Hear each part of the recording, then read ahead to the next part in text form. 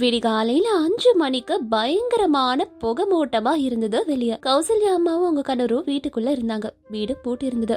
என்னதான் பயங்கரமா வீடு பூட்டி இருந்தாலும் வெளியே இருக்க குளிர உள்ள வரைக்கும் வர ஆரம்பிச்சுது. அப்படி ஒரு குளிர்காலமா இருந்தது. கௌசல்யா அம்மாவோட கணவருக்கு குளிர் தாங்காம நடுங்கிட்டு இருந்தாரு. பக்கத்திலே கௌசல்யா இருந்தாங்க. அவங்களோட பொண்ணு காவ்யா அவங்க அப்பாக்கு காலை தேய்ச்சி விட்டுக்கிட்டு இருந்தா. அப்பா ப்ளீஸ்மா கண்ணை திறந்து பாருங்கப்பா. அம்மா அப்பா கண்ணை திறக்க மாட்டேங்கிறாரு. குளிர்ல பயங்கரமா நடுங்குறாரேம்மா. என்ன பண்றதுன்னு தெரியல. அம்மாடி காவியா, பயப்படாதம்மா. இந்த குளிருக்கு எவ்வளோ போர்வை போத்தினாலும் குளிர் அடங்க மாட்டேங்குது. எப்போ குறையும்னே தெரியல.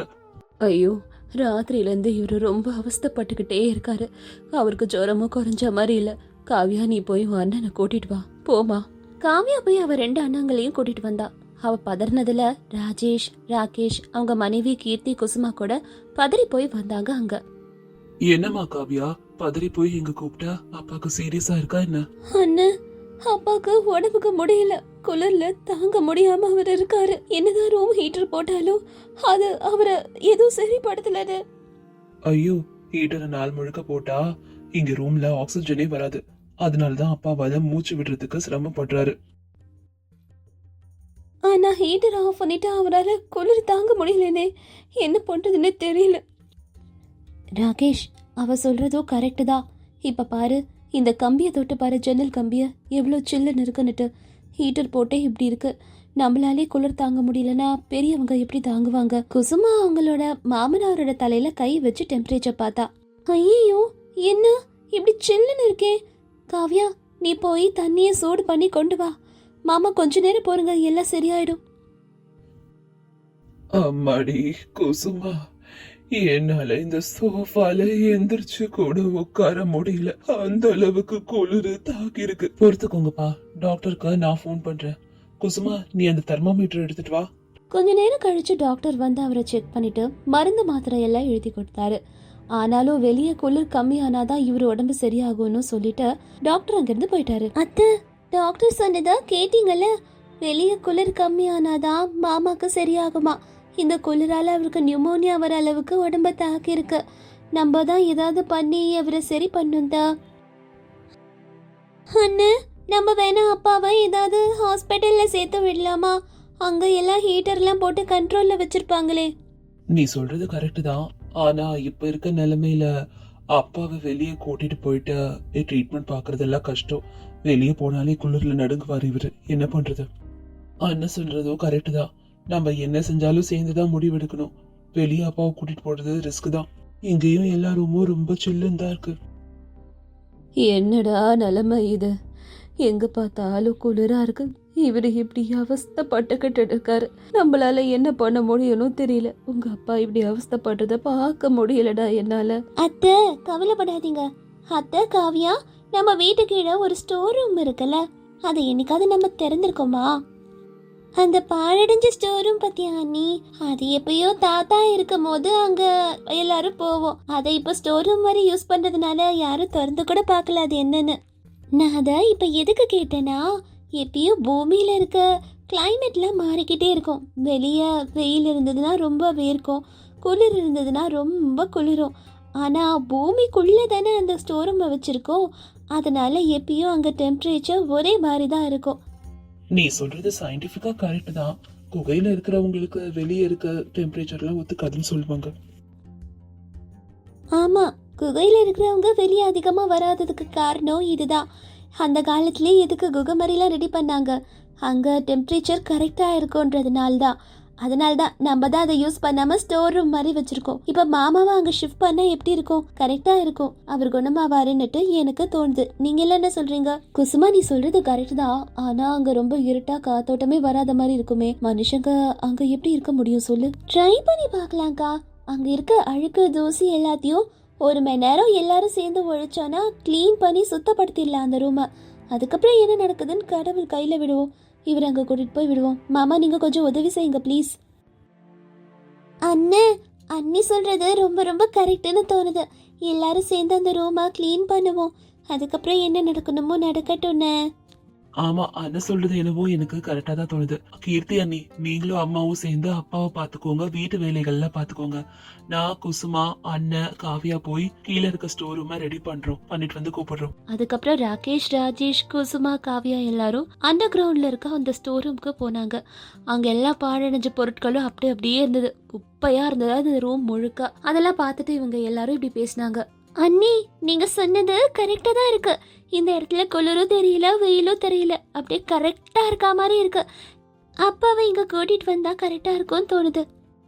ஆமா, நீ சொன்ன போது நான் நம்பல. ஆனா இங்க வந்தா எல்லாமே கரெக்டா இருக்கும்னு தோணுது. ஹீட்டர் கூட போட வேண்டிய அவசியம் இல்ல. ஆமா, அந்த காலத்துல பெரியவங்க எல்லாம் ஏன் இங்க மாதிரி இடத்துல இருந்திருக்காங்க? அதெல்லாம் நம்ம யோசிச்சாலே எல்லாத்துக்கான வழிகள் பிறக்கும். சரி, சீக்கிரம் வாங்க, இந்த ரூமை நம்ம எல்லாரும் சேர்ந்து க்ளீன் பண்ணோம். எல்லாரும் சேர்ந்து அந்த ரூமை கிடுகிடுன்னு க்ளீன் பண்ணாங்க. காவியாவும் குசுமாவும் சேர்ந்து அங்க பெருக்க ஆரம்பிச்சாங்க. ராகேஷ், ராஜேஷ் அங்க இருக்க பொருட்களை நகர்த்தி வச்சுக்கிட்டு இருந்தாங்க. அண்ணி, மேல இருந்து சாமி படம் பூக்கள்லாம் எடுத்துட்டு வந்து இங்க வைக்கிறேன். கலகலன்னு நல்லா மங்களகரமா இருக்கும். அட, ரொம்ப நல்ல ஐடியா காவியா. என்னங்க, நீங்க அந்த டேபிள க்ளீன் பண்ணி சுத்தம் பண்ணி ஒரு லேம்ப் ஒன்று ஏத்துங்க.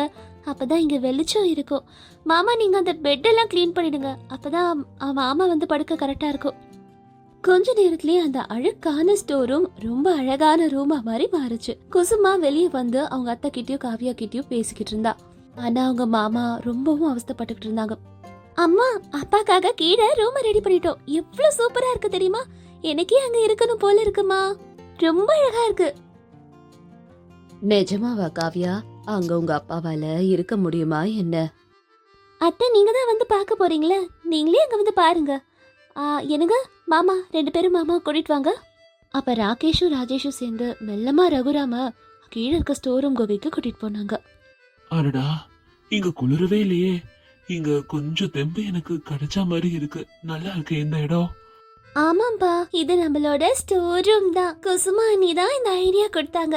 எல்லாரும் அவங்க சொன்ன மாதிரி க்ளீன் பண்ணி உங்களுக்காக இதை ரெடி பண்ணிருக்கோம்ப்பா. அந்த சமயம் கீர்த்தி நல்லா சூப் ரெடி பண்ணி சூடா எடுத்துட்டு வந்து கொடுத்தா. மாமா, சூப் குடிங்க மாமா, சுட சுடன் பண்ணிருக்கேன். ஆஹா, ரொம்ப நல்லா இருக்குமா. குசுமா, நீ உண்மையிலேயே புத்திசாலிதான். சமயத்துக்கு எவ்வளவு அழகா எல்லாத்தையும் ரெடி பண்ணிட்ட. எல்லாரும் சேர்ந்து நல்லா படிச்சிருக்கீங்க. காவியா, நீ கூட நிறைய உங்க அன்னிக்கு உதவி செஞ்சிருக்க. அத்தை, அதெல்லாம் எதுவும் இல்ல. இது நம்ம வீட்ல இருந்த ஒரு விஷயம்தான். இதை உங்க எல்லாருக்கும் நான் ஞாபகப்படுத்திருக்கேன், அவ்வளவுதான். மாமா இங்க கொஞ்ச நாள் இருந்தாங்கன்னா ஜுரம் எல்லாம் அவருக்கு கம்மி ஆயிடும். எல்லாருமே அந்த அண்டர் கிரவுண்ட் இருக்கிற இடத்துல தான் இருந்தாங்க. வெளியே பயங்கரமா குளிர் இருந்தது. ஆனா இந்த அண்டர் கிரவுண்ட்ல எதுவும் தெரியல. எல்லாரும் அங்க நிம்மதியா இருந்தாங்க. சந்தோஷமா அவங்க மாமாக்கு கதைகளை சொல்லி சிரிக்க வச்சுக்கிட்டு இருந்தாங்க. அப்பா, இப்ப ஜுரம் எப்படிப்பா இருக்கு உங்களுக்கு? கொஞ்சம் பரவாயில்லடா, நல்லாவே இருக்கு. வெளிய ரூம்ல அங்க இருந்ததை விட இங்க நல்லாவே இருக்கு. கொஞ்சம் ஃப்ரெஷ் ஆன மாதிரி நானே ஃபீல் பண்றேன். பரவாயில்ல. ஆமா வாங்க, நீங்க கொஞ்ச நாளாவே சாப்பாடே சாப்பிடுறது இல்லைங்க. காவியா, உங்க அப்பாக்கு சுட சுடன சாப்பாடு வச்சு ரசம் வச்சு எடுத்துட்டு வா. அம்மா, நீங்க சொல்றதுக்கு முன்னாடியே எல்லாம் பண்ணிட்டேன். எல்லாருக்காக ரொட்டி கூட பண்ணிருக்கேன். எல்லாரும் இங்கேயே சாப்பிடலாம். ஆமாத, நம்ம எல்லாரும் சேர்ந்து இங்கேயே சாப்பிடலாம். பிக்னிக் மாதிரி இருக்கும் இங்க. நல்ல ஐடியா. சின்ன வயசுல எல்லாம் கரண்ட் போனா எல்லாரும் இங்க உட்கார்ந்து தானே அந்தாக்ஷரி, கார்ட்ஸ் எல்லாம் விளையாடுவோம். நல்லா ஞாபகம் இருக்கு. இப்ப எல்லாரும் ஒண்ணா உட்கார்ந்து சாப்பிடலாம். குசுமா, இந்த இடத்த நாங்கெல்லாம் வரக்கூட மாட்டோம். இதெல்லாம் ஒரு இடமா கூட நாங்க நினைச்சதில்ல. ஆனா நீ உன் புத்திசாலித்தனத்தை பயன்படுத்தி இந்த ஒரு சின்ன வீடு மாதிரி அழகான வீடு மாதிரியே மாத்திட்ட. உனக்கு நல்ல திறமை இருக்கு குசுமா. மாமா, ரொம்ப நன்றி மாமா. ஏதோ எனக்கு தெரிஞ்சதான் நான் பண்ணேன். பெரியவங்கலாம் அந்த காலத்துல என்ன சொல்லிருக்காங்க? இயற்கையால வர பிரச்சனைக்கு இயற்கையே தான் வழிகாட்டுன்னு சொல்லியிருக்காங்க. அது ஞாபகம் வந்துதான் இதெல்லாம் பண்ணிருக்கேன். உங்களை என் அண்ணின்னு சொல்றதுக்கே பெருமையா இருக்கு. ஆமா காவியா, எனக்கு கூட பெருமையா இருக்கு குசுமாவை நினைச்சா. முதல்ல இதெல்லாம் ஒர்க் அவுட் ஆகுமா நினைச்சேன். ஆனா இவ்வளோ தெளிவா எல்லாத்தையும் யோசிச்சிருக்கா. தேங்க்யூ குசுமா. ஆமா, வெளியே போனா நமக்கு குளிரதா இருக்கு. பேசாம எல்லாரும் இதே இடத்துல தங்கி சாப்பிட்டுட்டு இங்கேயே தூங்கிடலாம். அவருக்கு துணையா இருந்த மாதிரி இருக்கும். நம்மளும் குளிர்ல அங்க போய் நடுங்க தேவையில்ல. வரும் முன் காப்போம். அப்படின்னா நீங்க எல்லாரும் இந்த இடத்த வின்டர் வெக்கேஷன் மாதிரி மாத்திட்டீங்க போல இருக்கே. வெளியே போலனாலும் வீட்டுக்குள்ளே வின்டர் வெக்கேஷன் ஸ்பாட் இது. ஆமா குசுமா, உண்மையிலே உனக்கு தான் நாங்க எல்லாரும் நன்றி சொல்லணும். இப்ப பாரு, எல்லாரும் சேர்ந்து ஒன்னா இங்க இருக்க போறோம். குடும்பமே என் கூட சந்தோஷமா டைம் ஸ்பெண்ட் பண்றத நினைச்சா சந்தோஷமா இருக்கு. காவியா, சீக்கிரமா சமைச்சு எல்லாத்தையும் எடுத்துட்டு வா. எல்லாரும் ஒன்னா உட்கார்ந்து சந்தோஷமா சாப்பிடலாம். ரொம்ப சந்தோஷமா இருக்கு மாமா. எல்லாரும் இப்படி சந்தோஷமா ஒத்துமையா இருந்தாலே எனக்கு போதும். 3 நாள்லயே ரகுராம் பூர்த்தியா குணமாயிட்டாரு. என்னங்க, இப்ப வெயில் நல்லா அடிக்கிற மாதிரி இருக்கு. பேசாம எல்லாரும் மேல போலாம், வரீங்களா? போலாமா. ஆனா எனக்கு என்னவோ இந்த ரூமை விட்டுட்டு வெளியே போறதுக்கு பிடிக்கல. இதுல ரொம்ப அமைதியா இருக்கு. ரொம்ப வெளியே நடக்கிற எதை பத்தியும் தெரியல. சந்தோஷமா மனசுக்கே ரொம்ப குளிர்ந்து அமைதியா இருக்க மாதிரி நான் இங்க உணர்றேன். ஆமாப்பா, இந்த இடத்த நம்ம ஒரு பிக்னிக் ஸ்பாட்டா மாத்திடலாம். இது குளிர்காலத்துல மட்டும் இல்ல, வெயில் காலத்துல கூட இங்க தங்குறதுக்கு அடக்கமா தான் இருக்கும். நல்லா என்ஜாய் பண்ணலாம். ஆமா, நீங்க சொல்றது கரெக்டா. எனக்கு கூட அப்படிதான் தோணுது. இது குளிர்காலம் சாபம் இல்ல, நம்ம எல்லாருக்கும் ஒரு பெரிய வரமா மாறிடுச்சு. இந்த ஸ்டோர் ரூம் பக்கத்துலயே ஒரு 2 ரூம் கட்டிக்கலாம். அண்டர் கிரவுண்ட் ஹவுஸ் மாதிரி நல்லா இருக்கும்ல? சரிம்மா, அதெல்லாம் நமக்கு எப்படியும் உதவி செய்யும்னுட்டு எனக்கு நல்ல ஞாபகம் இருக்கு. இந்த குளிர்காலம் சொல்லி கொடுத்ததுல எனக்கு கூட நிறைய கத்துக்கிட்டேன். இது கூட பேர் என்ன சொல்வீங்க? அண்டர் கிரவுண்டு வில்லாவா? அப்படின்னு குடும்பமா எல்லாரும் சேர்ந்து இந்த அண்டர் கிரவுண்ட் வீடை கட்டலான்னுட்டு முடிவெடுத்தாங்க. அவங்க முடிவெடுத்த மாதிரி அதுக்கான பிளான்ஸையும் போட்டாங்களும் கூட. இப்போ இதுல இருந்து நம்ம என்ன கத்துக்கிறோம்? எல்லாருக்கும் ஆபத்து கஷ்டங்கள் வரும் தான். அந்த எப்படி நம்ம சந்தர்ப்பமா மாத்திக்கிறோம், அதை எப்படி நம்ம தெளிவான மனசால எதிர்கொள்றோன்றது தான் முக்கியம். இந்த கதையில குசுமா அப்படி ஒரு பாழடைஞ்ச ஒரு ஸ்டோர் ரூமை அவங்க வீடுக்காக, அவங்க மாமாவை காப்பாத்தணுன்றதுக்காக அழகான இடமா மாத்தினா. அவங்க கணவர் ரகுராமோட உட்காந்து பேசிக்கிட்டு இருந்தாங்க. அப்பதான் அவங்களோட பையன் ராஜேஷ் வேலையெல்லாம் முடிச்சுட்டு வீட்டுக்கு வந்துட்டு இருந்தான். அப்போ கௌசல்யா ரகுராம் கிட்ட அவங்க பையனோட கல்யாண விஷயமா பேசிட்டு இருந்தாங்க. என்னங்க, நம்ம பையன் ராஜேஷ்க்கு கல்யாண வயசு வந்துருச்சுல, அதான் நல்ல பொண்ணா பார்த்து கல்யாணம் பண்ணி வைக்கணும்னு நான் முடிவெடுத்திருக்கேன். என் மனசுல அந்த ராமையா பொண்ணு, அப்புறம் சீதையா பொண்ணு, கோபாலோட பொண்ணு, பாலோட பொண்ணு எல்லாம் இருக்காங்க என் மனசுல. ஆனாலும் நல்லா புரிஞ்சுக்கிற பொண்ணா, கஷ்டம் நஷ்டம் எல்லாத்துலயும் கூட இருக்க பொண்ணா, தைரியமான பொண்ணாதான் பார்க்கணும். ஏன்னா நம்ம ராஜேஷ் அப்பாவில அவனை தூக்கி நிப்பாட்டுற மாதிரி ஒரு பொண்ணு இருந்தாதான், விவரமான பொண்ணு இருந்தாதான் குடும்பம் நடத்த முடியும். இதுதான் நான் முடிவு பண்ணிருக்கேங்க. சரி, நீ முடிவெடுத்துட்டனா எனக்கும் இதுல சம்மதம் தான். ராஜேஷ்க்கு ஏத்த மாதிரி ஒரு பொண்ணா பார்க்கணும். நீ சொல்ற மாதிரி தைரியமான பொண்ணா பார்க்கணும், தெளிவான பொண்ணா பார்க்கணும் தான். ஆனா ரொம்பவும் தைரியம் வாயாடியா இருந்தான்னு வச்சுக்கோ, நம்ம தான் அவளுக்கு அடங்கி போனோம். கொஞ்சம் அப்பாவித்தனம் இருந்தாதான் நம்ம சொல்றதையும் அவ கேட்டுப்பா, ராஜேஷையும் மதிப்பா. இந்த காலத்துல எல்லாரும் ரொம்ப தெளிவா இருக்காங்க. அதனால சந்தோஷமா அவனுக்கு ஒரு நல்ல குடும்ப வாழ்க்கை அமையணும். ராஜேஷ் உனக்கு அப்பாவியா? நம்மளே அவன் தூக்கி சாப்பிட்டுருவான். அந்த அளவுக்கு வளர்ந்துட்டான் அவன். என் பையனாச்சே, புத்திசாலியா தான் இருப்பான். அவனை போய் அப்பாவின்ற? அவன் தெளிவான பையன்தான். எல்லாம் நல்லா முளைச்சு முன்னுக்கு வர வழிய பாக்கணும். அவனை நல்லா தேத்தணும். அதெல்லாம் நம்ம சொல்லி கொடுக்கணும்ல. இந்த சம்பளத்திலே இருந்தாலும் அவனோட குடும்பத்தையும் பார்க்க முடியாது. நல்ல சம்பளம் வாங்கணும். நிறைய உழைச்சு நல்ல படிப்படியா முன்னேற அளவுக்கு அவனை தேத்தணும். நம்ம அவனும் வளர்றத நம்ம பார்க்கணும்ல. நம்ம கடமை தானே அப்படின்னு ரகுராம் சொன்னதும் கௌசல்யாமா, நான் இப்ப என்ன சொல்லிட்டேன்? அவன் அப்பாவியா இருக்கான் தான் சொன்னேன். இதுல என்ன தப்பு இருக்கு? நான் ஏதாவது சொன்னா அதுக்கு குறுக்க பதில் பேசுறதே உங்களுக்கு வேலையா போச்சு. சரி சட்டை போட்டுன்னு நல்ல பொண்ணா பார்த்து அவனுக்கு முடிக்கிற வழிய பாப்போம். நான் இப்ப என்ன தப்பா பேசிட்டேன்னு என்ன வம்பு கிழக்கிற? உனக்கு மட்டும் என்ன வம்பு கிழக்கலன்னா தூக்கமே வராது போல இருக்கே. ஆமா, சொல்றது சரிதான். ராஜேஷ்க்கு சட்டு புட்டுன்னு பார்த்து நல்ல பொண்ணா கல்யாணம் பண்ணி வைக்கணும். நம்ம வீட்டுக்கும் எல்லார் மாதிரியும் ஒரு மருமக வந்து விளக்கு ஏத்தி வைக்கணும். நம்ம வீடும் பிரகாசமா ஒலிக்கும். அந்த சந்தோஷத்தை நம்ம கண்டிப்பா பார்க்கணும்ல. அப்படி கொஞ்ச நாட்கள் போனதுக்கு அப்புறமா ஒரு தூரத்து உறவுக்காரங்க ஒருத்தவங்க அவங்க வீட்டுக்கு வந்திருந்தாங்க. என்னடா சுபாராவ், ரொம்ப நாள் கழிச்சு இங்க வந்திருக்க? உன்னை பார்க்கும்போது ரொம்ப சந்தோஷமா இருக்குடா. ஆமா, என்ன விஷயமா வந்திருக்க? நீ எப்படி இருக்க? அண்ணி எப்படி இருக்காங்க? வீட்ல எல்லாரும் எப்படி இருக்காங்க? அம்மா அப்பாக்கு வயசாகுதே, அவங்க எப்படி இருக்காங்க? ஆமா, உனக்கு ஒரு பொண்ணு இருக்கால? என்னடா படிச்சுக்கிட்டு இருக்கா? நல்லா இருக்காளா? வளர்ந்திருப்பால நேரத்துக்கு. ஆமா, என்னடா உன் பிசினஸ் எல்லாம் எப்படி போயிட்டு இருக்கு? நல்லா தானே இருக்கு? மாமா, எல்லாம் நல்லாதான் இருக்காங்க. நான் பட்டணத்துக்கு போறேன். அதுக்கு முன்னாடி நம்மளோட சொந்தக்காரங்க எல்லாரையும் ஒரு தடவை பார்த்துட்டு போலான்னுட்டு. அம்மா அப்பா பத்தி தானே கேக்குறீங்க? அம்மா நல்லா இருக்காங்க. அப்பாக்கு தான் கொஞ்சம் உடம்புக்கு முடியல. டாக்டர் கிட்ட காட்டுனேன். அவரு இது அது இதுன்னு சொல்றாரு. பாவம், அப்பாவால முடியல. அந்த விஷயமா தான் பட்டணத்துக்கு போலான்னு இருக்கேன். அங்க ஒரு நல்ல டாக்டரா பார்த்து அப்பாவோட உடம்ப தேத்தி அவரை குணப்படுத்தணும். அப்பதான் எல்லாம் சரியாகும். இங்க சரியான டாக்டர் அமையல. என் பொண்ணு தானே கேட்டீங்க. என் பொண்ணுக்கு என்ன, நல்லாதான் இருக்கா. படிச்சு முடிக்க போறா. நல்ல இடமா பார்த்து கல்யாணம் பண்ணி வைக்கணும்னு ஆசைப்படுறேன். தெரிஞ்ச வீடா இருந்தா ரொம்ப சந்தோஷமா இருக்கும். பொண்ணு நிம்மதியா இருக்கான்னு நானும் நிம்மதியா இருப்பேன். தெரியாத இடத்துல கட்டி கொடுத்து அவ எப்படி இருக்காளோ ஏது இருக்காளோன்னு டென்ஷன்ல நான் இருக்க வேண்டாம்னு நினைக்கிறேன். தெரிஞ்ச இடமா இருந்தா சட்டு புட்டுன்னு அவளுக்கு கல்யாணத்தை முடிச்சு என் கடமைய முடிச்சிட்டு நானும் சந்தோஷமா இருப்பேன். என் ஆசை எல்லாம் என் பொண்ண நல்ல இடத்துல கல்யாணம் பண்ணி கொடுக்கணும் தான். கடவுள் தான் எல்லாத்தையும் அமைச்சு கொடுக்கணும்.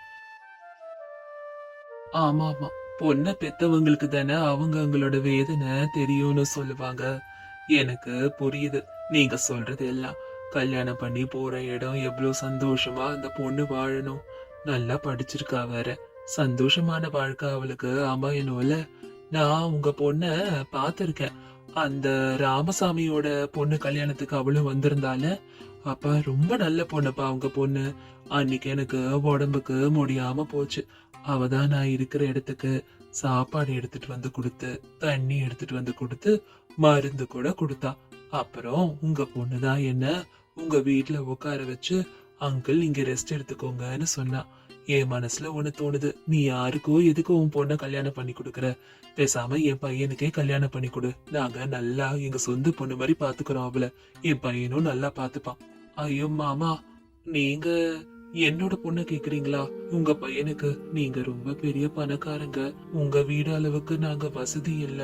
உங்களை மாதிரி பெரிய இடத்துல கல்யாணம் பண்ணி கொடுக்கணும்னா நான் நிறைய டவுரி கொடுக்க வேண்டியது இருக்குமே மாமா.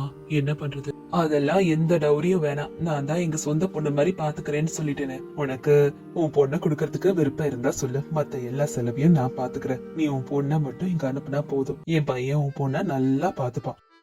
அதுக்கப்புறமா கீர்த்தியோட அப்பாவும் ஒத்துக்கிட்டாரு.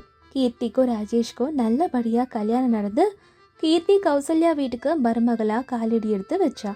கீர்த்தி மருமகளா வந்ததுக்கு அப்புறமா கௌசல்யா ஒரு நாளைக்கு கீர்த்தி கிட்ட இப்படி சொல்லிட்டு இருந்தாங்க. அம்மாடி கீர்த்தி, நான் நிறைய அட்வைஸ் பண்றேன், கேட்டுக்கோ. காலங்காத்தாலேயே எந்திரிச்சிடணும். எந்திரிச்சு கோலம் போட்டு பூஜை பண்ணி காஃபி எல்லாம் எல்லாருக்கும் போட்டு கொடுத்து சமையல் எல்லாம் முடிச்சிடணும். உன் கணவர் ஆஃபீஸ்க்கு கிளம்புறதுக்கு முன்னாடி அவனுக்கு டிஃபன் எல்லாம் பேக் பண்ணி கொடுத்தாதான் அவன் சீக்கிரம் கிளம்புவான். இப்படி தினமும் எல்லா வேலையும் கீர்த்தியை வச்சே வாங்கினாங்க கௌசல்யா அம்மா. கீர்த்தி தனியா எல்லா வேலையும் செய்யறது அவளுக்கு ரொம்ப கஷ்டமா இருந்தது. இதெல்லாம் பார்த்தா ராஜேஷ் அவளை சந்தோஷப்படுத்துறதுக்காக ஒரு நாளைக்கு ஆபீஸ் விட்டு வரும்போது அவளுக்கு ஜிலேபி வாங்கிட்டு வந்தாரு. அப்ப கௌசல்யா அம்மா இதெல்லாம் பார்த்துட்டு ராஜேஷ் கிட்ட இப்படி கேட்டாங்க. ஏண்டா, உன் மனைவி மேல உனக்கு அவ்வளோ உயிர், அவ்வளோ பாசமா? அவளுக்கு ஆசை ஆசையா ஜிலேபி வாங்கிட்டு வந்திருக்க. பெத்த அம்மா அப்பா இருக்கும், என்னைக்காவது ஒரு நாளாவது எங்களுக்கு ஜிலேபி வாங்கிட்டு வரணும்னு தோணிருக்காடா உனக்கு? அம்மாடி கீர்த்தி, நல்ல தெளிவான பொண்ணுதாம்மா நீனு. இந்த காலத்துல கூட உன்ன மாதிரி அப்பாவியா மூஞ்சி வச்சுக்கிட்டு இவ்வளோ தெளிவா தைரியமான பொண்ணை நான் பார்த்ததில்ல. என் பையனையே கொஞ்சம் கொஞ்சமா என்கிட்ட இருந்து மாத்தணும்னு பாக்குறியே. இப்ப அவன் முழுசா மாறிட்டான் பாரு, என்ன கண்டுக்கிறதே இல்லை. கீர்த்தி, இதெல்லாம் எனக்கு சரிப்பட்டு வராது. துணிமணி எல்லாம் பேக் பண்ணிட்டு இந்த வீட்டை விட்டு வெளியே கிளம்புற வழிய பாரு. என்னம்மா நீனு? இப்ப அவ என்ன பண்ணிட்டான்றதுக்காக அவ மேல இப்படி மூஞ்சு காட்டுறீங்க, இவ்வளவு திட்டுறீங்க? அவ எந்த தப்புமே பண்ணலையம்மா. இப்படி எல்லாம் நீங்க பண்ணிட்டு இருந்தீங்கன்னா அப்புறம் நானும் அவளும் தனி கொடுத்தனத்துக்கு போக வேண்டியதா ஆகும். அவளும் இந்த வீட்டு மனுஷி தானம்மா. அவ்வளவு பாவம்ன்றத நீங்க புரிஞ்சுக்கோங்க. நாங்க தனியா போறோம் இந்த வீட்டுல இருந்து.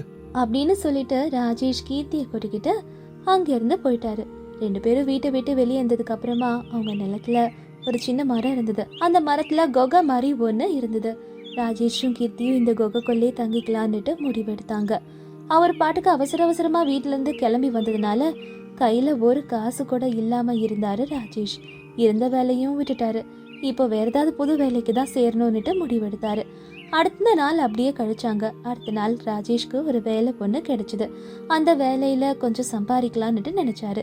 கீர்த்தி ராஜேஷ்காக வீட்டுல காத்துக்கிட்டு இருந்தா. அந்த குகை வீட்லயே அவங்களோட வாழ்க்கைய அவங்க வாழ ஆரம்பிச்சாங்க.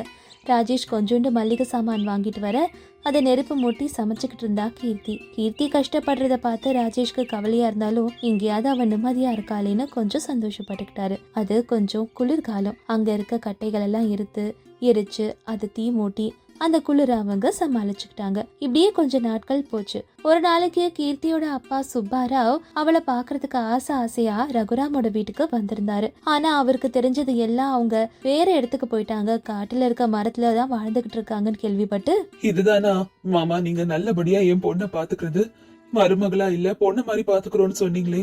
உங்க பையனுக்கு கல்யாணம் பண்ணி கொடுக்கறத விட ஏதாவது ஏழை வீட்டுக்காவது என் பொண்ணை கல்யாணம் பண்ணி கொடுத்திருந்தா நிம்மதியாவது இருந்திருப்பா போல இருக்கு. இப்படி வீடு கூட இல்லாம பண்ணிட்டீங்க அப்படின்னு சுப்பாராவ் சொன்ன உடனே ரகுராம் உடனே கீர்த்தியையும் ராஜேஷையும் அவசரமா அவங்க வீட்டுக்கு கூட்டிட்டு வந்தாரு. கௌசல்யா அவங்கள பாத்துக்கிட்டே இருந்தாங்க. என்ன கௌசல்யா, நீனு என்னோட மாமா கிட்ட நானு என்னோட மகள் மாதிரி இவளை பாத்துக்கிறேன்னு சொல்லிட்டு தானே கூட்டிட்டு வந்த. ஏழை வீட்டு பொண்ணா இருந்தா என்ன, அந்த பொண்ணு நல்ல குணமான பொண்ணு. இவ்வளவு நாள் நீ சொன்ன எல்லா வேலையும் அவளையே தனியா செஞ்சா. ஒரு தடவையாவது நீ அவளுக்கு உதவி செஞ்சிருக்கியா? நீ மட்டும் என்ன அவளை மாதிரி ஏதாவது டவுரி கொண்டு வந்திருந்தியா என்ன? ஒரு டவுரி அவளை மாதிரி கொண்டு வராம தானே இருந்த. நான் உன்னை ஏத்துக்கல, எங்க அம்மா உன்னை ஏத்துக்கல. இந்த பொண்ணை மட்டும் நீ கொடுமைப்படுத்தாத, நியாயமா சொல்லு. நமக்குன்னு இருக்கிறது ஒரே பையன். இந்த வீட்டுக்கு இந்த பொண்ணு மருமக கிடையாது, மக மாதிரி. நமக்கும் பொண்ணு இல்ல. அந்த மாதிரி பாத்தீங்கன்னா அவ செய்யற எதுவுமே தப்பா தெரியாது. முதல்ல அவ தப்பே பண்ணல. இப்படி எல்லா வேலையும் வந்து மருமகளே வாங்குறது நியாயமா என்ன? நம்ம தான் பெரியவங்களா இருந்தா உங்களுக்கு முன் உதாரணமா இருக்கணும். நீயே இப்படி இருந்தா நாளைக்கு பசங்க நம்மள பார்த்து குட்டிச்சு விழா போயிட மாட்டாங்க. திருந்தி வாழு கௌசல்யா. இவளை உன் மக மாதிரி பாரு. இவங்க இங்கதான் இருப்பாங்க, இதுதான் அவங்க வீடு அப்படின்னு ரகுராம் புத்தி சொன்னோன்னு கௌசல்யாவுக்கும் அவங்க பண்ற தப்பு எல்லாமே புரிஞ்சுது. அன்னிலிருந்து கௌசல்யா அம்மா கீர்த்திய அவங்க சொந்த பொண்ணு மாதிரி பார்க்க ஆரம்பிச்சிட்டாங்க. அதுக்கப்புறமா ரகுராம், கௌசல்யா, கீர்த்தி, ராஜேஷ் சந்தோஷமா அந்த வாழ்ந்தாங்க. அப்பப்போ அந்த மர வீட்டுக்கு பிக்னிக் மாதிரி போயிட்டு நேரங்களை கழிச்சிட்டு மறுபடியும் அவங்க வீட்டுக்கு வந்துட்டு இருந்தாங்க.